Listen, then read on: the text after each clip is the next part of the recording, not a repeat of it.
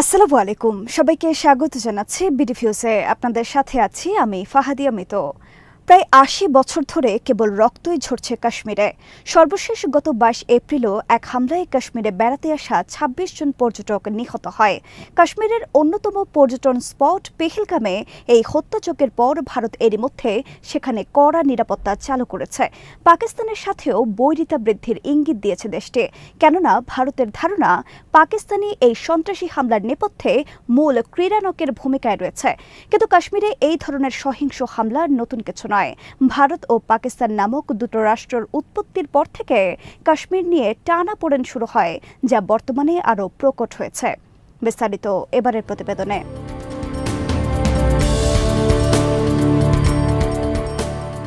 কাশ্মীর নামক এই মনোমুগ্ধকর পাহাড়ি অঞ্চলটি ১৯৪৭ সাল থেকে মূলত সংঘর্ষে ডুবে আছে। ১৯৪৭ সালে ব্রিটিশ ঔপনিবেশিক শক্তি ভারত ও পাকিস্তান নামক দুটো রাষ্ট্রের জন্ম দিয়ে ভারতবর্ষ থেকে বিদায় নেয়। কিছু ভূখণ্ডের ফয়সালা তখন করা হয়েছিল, আর কিছু রয়ে গিয়েছিল ফয়সালার বাইরে। কাশ্মীর নিয়ে শুরু থেকেই কিছু জটিলতা ছিল।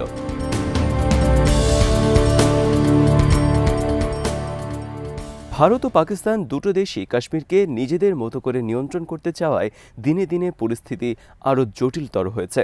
১৯৪৭ সালে জম্মু ও কাশ্মীর রাজ্যকে ভারত বা পাকিস্তানের মধ্যে যে কোনো একটি দেশের সঙ্গে যুক্ত হওয়ার আহ্বান জানানো হয়। কাশ্মীরের সংখ্যাগরিষ্ঠ মানুষ মুসলিম হলেও দুর্ভাগ্যজনকভাবে এই অঞ্চলের শাসক ছিলেন মহারাজা হরি সিং। তিনি ছিলেন হিন্দু এবং ভীষণই অজনপ্রিয় একজন শাসক। তিনি ভারত বা পাকিস্তানের সাথে যুক্ত না হয়ে বরং স্বাধীন থাকতে চেয়েছিলেন।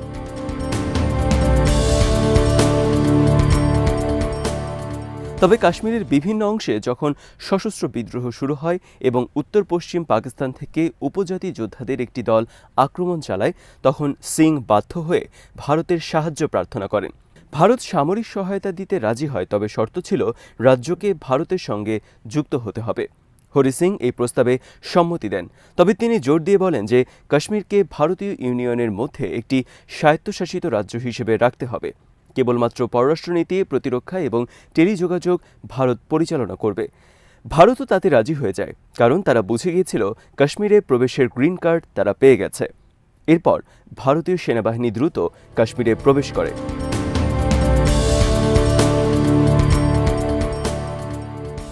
এরপরে উপজাতি যোদ্ধাদের আক্রমণটি ভারত ও পাকিস্তানের মধ্যে কাশ্মীর নিয়ে প্রথম যুদ্ধের রূপ নেয়। এ যুদ্ধ ১৯৪৮ সালে জাতিসংঘের মধ্যস্থতায় একটি যুদ্ধবিরতির মাধ্যমে শেষ হয়। এরপর কাশ্মীরকে দুই নবগঠিত রাষ্ট্রের মধ্যে বিভক্ত করে একটি কঠোর সামরিকীকৃত রেখা বা লাইন অফ কন্ট্রোল তথা এলওসি নির্ধারণ করা হয় এবং ভবিষ্যতে জাতিসংঘের তত্ত্বাবধানে একটি গণভোটের প্রতিশ্রুতি দেওয়া হয়।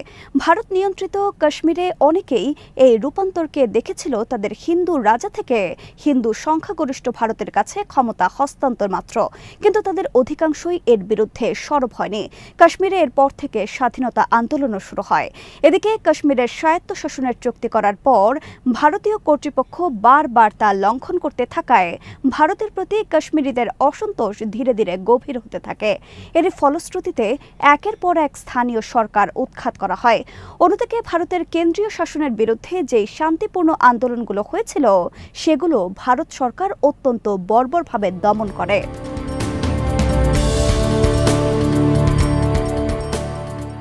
অন্যদিকে পাকিস্তান নিয়মিতভাবে আন্তর্জাতিক মঞ্চে এমনকি জাতিসংঘেও কাশ্মীর ইস্যুটি তুলে ধরতে থাকে, আর ভারত ক্রমেই কাশ্মীরকে দেশের অবিচ্ছেদ্য অংশ হিসেবে উল্লেখ করতে শুরু করে এবং দাবি করে যে কাশ্মীরের আইন প্রণেতারা ভারতের সঙ্গে যুক্ত হওয়ার প্রক্রিয়াকে মেনে নিয়েছেন এবং বৈধতা দিয়েছেন।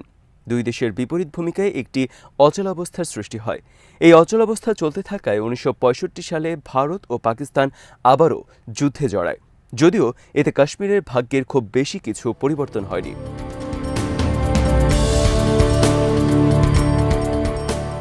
পরবর্তী সময়ে বেশ কয়েক দফা আলোচনা হলেও অচলাবস্থা বজায় থাকে। ১৯৮০-এর দশকের মাঝামাঝি সময়ে ভারত নিয়ন্ত্রিত কাশ্মীরের সরকার বিরোধী রাজনৈতিক দলগুলো একত্রিত হয়ে রাজ্যের বিধানসভা নির্বাচনে অংশগ্রহণের সিদ্ধান্ত নেয়।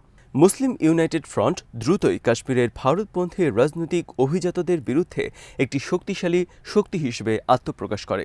তবে ১৯৮৭ সালের নির্বাচনে ইউনাইটেড ফ্রন্ট পরাজিত হয়। যদিও অভিযোগ আছে যে ওই নির্বাচনে ব্যাপক কারচুপি হয়েছিল। ওই ঘটনায় জনমনে প্রবল ক্ষোভ বেড়ে যায়। ইউনাইটেড ফ্রন্টের কিছু তরুণ কর্মী সীমান্ত পেরিয়ে চলে যায় আজাদ জম্মু ও কাশ্মীরে, যেখানে পাকিস্তানের সেনাবাহিনী কাশ্মীরি জাতীয়তাবাদীদের অস্ত্র ও সামরিক প্রশিক্ষণ দিতে শুরু করে। 1989 সালের মধ্যে কাশ্মীরে একটি পূর্ণমাত্রার বিদ্রোহ শুরু হয়ে যায়।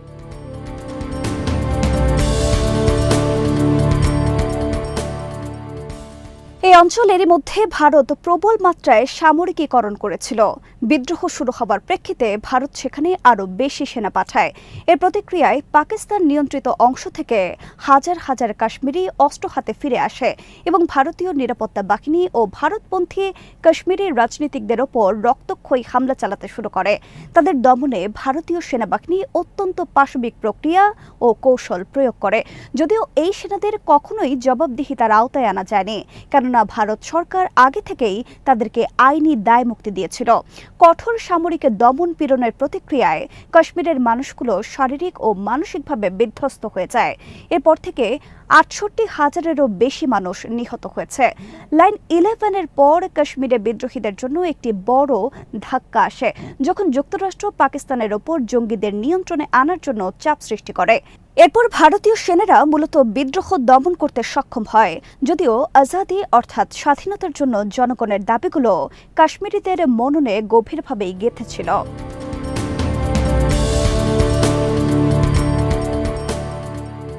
গত এক দশকে এই অঞ্চল সশস্ত্র বিদ্রোহ থেকে নিরস্ত্র গণ আন্দোলনের দিকে পরিবর্তিত হয়েছে। এই আন্দোলনে প্রতিবারই হাজার হাজার সাধারণ মানুষ রাস্তায় নেমে ভারতীয় শাসনের বিরুদ্ধে বিক্ষোভ দেখিয়েছে। এসব বিক্ষোভ প্রায়শই পাথর নিক্ষেপকারী জনতা ও ভারতীয় সেনাবাহিনীর মধ্যে সংঘর্ষে রূপ নিয়েছে। এই বিক্ষোভগুলো সাধারণত বল প্রয়োগ করে দমন করা হয়, যার ফলে প্রায় প্রাণহানি ঘটে। 2008 সালে কাশ্মীরে একটি হিন্দু উপাসনালয়ের জন্য জমি হস্তান্তরের সিদ্ধান্ত, যা পরে বাতিল করা হয়। এই ঘটনার জেরেও একটি বড় ধরনের বিক্ষোভের সূত্রপাত হয়। পরের বছর ভারতীয় সামরিক বাহিনীর সদস্যরা 2 জন কাশ্মীরি তরুণীকে ধর্ষণ ও হত্যা করেছে এমন অভিযোগ প্রকাশ্যে আসার পর আবারও সেখানে নতুন করে সহিংসতা ছড়িয়ে পড়ে।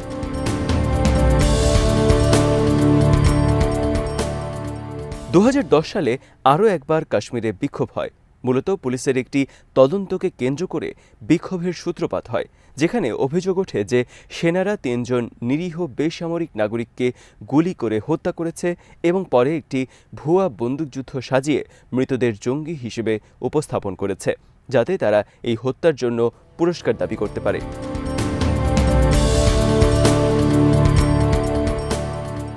বিক্ষোভে অংশ নিয়ে লক্ষ লক্ষ তরুণ তরুণী রাস্তায় নেমে আসে, ভারতীয় বাহিনীর দিকে পাথর ছুঁড়ে মারে এবং তীব্রভাবে প্রতিবাদ জানায়। এ সময় অন্তত 200 জন নিহত হয় এবং শত শত মানুষ আহত হয়, কারণ সেনারা বিক্ষোভকারীদের উপর গুলি চালায়, যা আরও বিক্ষোভের জন্ম দেয়। এই ধরপাকড় এবং সহিংসতা বহু শিক্ষিত তরুণ কাশ্মীরিকেই প্রভাবিত করেছে, যারা দশকের পর দশক ধরে চলা সহিংস সংঘাতের মধ্যে বেড়ে উঠেছে এবং রাজনৈতিকভাবে চরমপন্থায় অভ্যস্ত হয়ে পড়েছে। এই পরিস্থিতির চাপ সইতে না পেরে অনেক যুবক সশস্ত্র বিদ্রোহী গোষ্ঠীগুলোর সাথেও যুক্ত হয়ে যাচ্ছে বলে ধারণা করা হচ্ছে। তরুণ কাশ্মীরি ছেলেরা ভারতীয় বাহিনীর কাছ থেকে অস্ত্র ছিনিয়ে নেওয়া শুরু করে এবং কাশ্মীরের গভীরে জঙ্গলে নিজেদের প্রশিক্ষণ দেওয়া শুরু করে।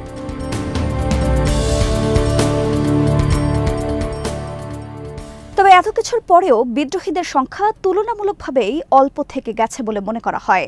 নিরাপত্তা বিশ্লেষকরা অনুমান করেন, গত কয়েক বছরে কাশ্মীরের সক্রিয় জঙ্গিদের সংখ্যা কয়েকশোর বেশি হয়নি।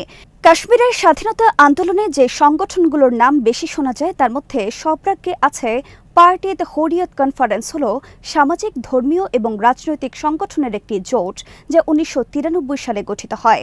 এই জোট জাতিসংঘের তত্ত্বাবধানে কাশ্মীরিদের আত্মনিয়ন্ত্রণের অধিকার অথবা ভারত, পাকিস্তান ও কাশ্মীরি নেতৃত্বের মধ্যে ত্রিপাক্ষিক আলোচনার মাধ্যমে সমস্যার সমাধানের পক্ষে অবস্থান নেয়।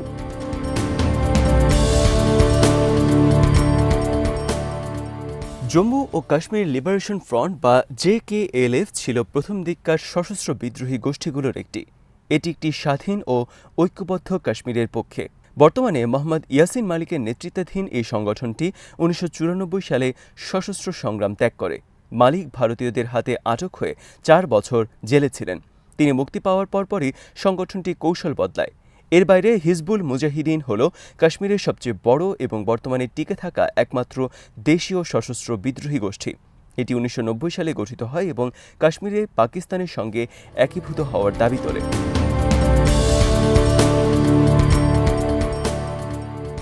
এই সংগঠনটির সর্বোচ্চ নেতা সৈয়দ সালাউদ্দিন আজাদ জম্মু ও কাশ্মীরের রাজধানী মুজাফফরাবাদে অবস্থান করছিলেন। ভারত নিয়ন্ত্রিত কাশ্মীরে এই গোষ্ঠীর নেতৃত্ব দিতেন বুরহান ওয়ানি, যিনি 2016 সালের জুলাই মাসে নিহত হন। এছাড়াও লস্কর-ই তৈয়বা একটি পাকিস্তান ভিত্তিক গোষ্ঠী, যারা ভারত নিয়ন্ত্রিত কাশ্মীরকে পাকিস্তানের সঙ্গে যুক্ত করার জন্য লড়াই করে।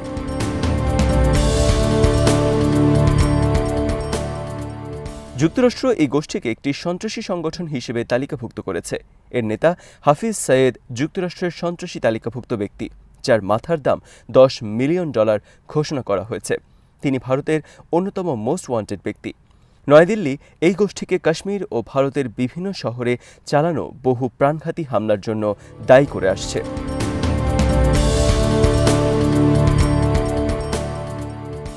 সব মিলিয়ে কাশ্মীরের সহিংসতা চলমান রয়েছে এবং নিকট ভবিষ্যতেও এই পরিস্থিতির খুব বেশি উন্নতি হবে বলে বিশ্লেষকরা মনে করেন না, বরং কাশ্মীর ইস্যুকে কেন্দ্র করে ভারত ও পাকিস্তানের দ্বন্দ্ব ও উত্তেজনা আগামী দিনগুলোতে আরও বৃদ্ধি পেতে পারে বলেই তারা আশঙ্কা করছেন।